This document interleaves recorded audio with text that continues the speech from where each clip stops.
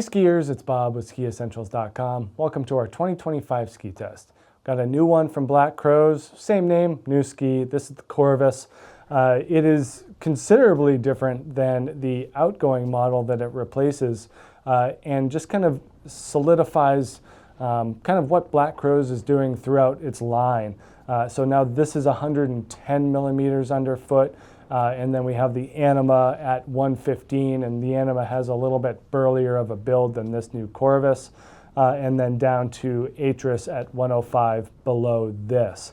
So that Corvus that we've known forever, in its latest iteration before this at 108 underfoot, was a very, very straight and sturdy ski that was a big, hard charger and really just relentless from tip to tail. It was definitely like what Black Crows set out to do, and then, things change over time, and Corvus evolves into something that's more playful and more kind of straight up powder oriented. So for a 110, we get some things that really make it feel like it's a floatier ski. The new construction consists of poplar and beech, so adding beech to the mix made a big difference in terms of the stability, especially underfoot. And then we get a single Titanal plate, so less metal than before, but more beech. So they're substituting metal for wood, and that just gives the ski a little bit more natural of a feel, and then it also helps with the flex, especially in the tips and tails. So we do get a pretty sturdy feel underfoot, and then in the tips and tails, it does end up being considerably more flexible and amenable to softer snow than what we knew from our Corvus in the past, which was relatively inflexible and didn't quite have, I would say, a friendly nature. But this Corvus is a lot driftier and smearier and more playful than the outgoing Corvus ever was. So they're kind of moving maybe just the brand to that side of the spectrum, which is totally fine by me. The big thing here going forward is that we have a much longer turn radius. So this in the 181 here has a 25 meter turn radius. And if you think about it, it's not as catchy or hooky. So that makes it easier to get sideways and drift and smear and really take full advantage of the more flexible tips and tails. Even though it's more of a directional ski, there's certainly a lot of playfulness built in.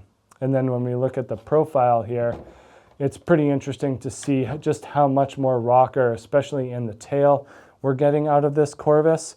Not a ton of camber underfoot. That's also adding to that drifty mentality, but a pretty long tip rocker profile, nothing dramatic at the end here, but some pretty long taper. So if we have this much taper and a 25 meter turn radius, then the side cut from here to here is very straight. There is not a lot going on there. It's pretty much straight down the ski, which is certainly an interesting design effect that allows skiers to get sideways really easily. Pretty long tail rocker, more of a design swallowtail than anything functional. Maybe a touch of added torsional flex there, but probably doesn't change a whole lot with the ski. And then we have very, very long taper in the tail as well. So that's giving this the rudder feel where you can steer out of your tail super easily and just be more creative out there than with the older Corvus or pretty much any other Black Crow skis at this moment, to be honest. This is probably the most playful soft snow ski in their lineup at the moment. You could make an argument that the Atris does that as well, but isn't quite as flexible as this new Corvus. Ideally, we're looking at an advanced or expert skier, mainly because of the width. For a progressing intermediate, this will be on the wide side, but I don't think it's unattainable because it is a little bit more flexible. So you can make a turn. I also think that experts are able to kind of manipulate that longer turn radius a little bit better and just kind of get it to do what they want versus an intermediate who might expect the ski to turn when put on edge, and it doesn't quite do that. but ideally suited for softer snow. We did get on it on some softer groomers, and it turned reasonably well. You know, I wouldn't say that its on-trail performance is a highlighting characteristic.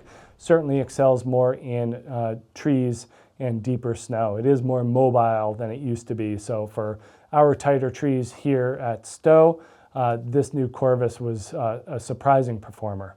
So make sure you check out this new Black Crowes Corvus here at skiessentials.com, and we'll see you out there on the hill. Bye.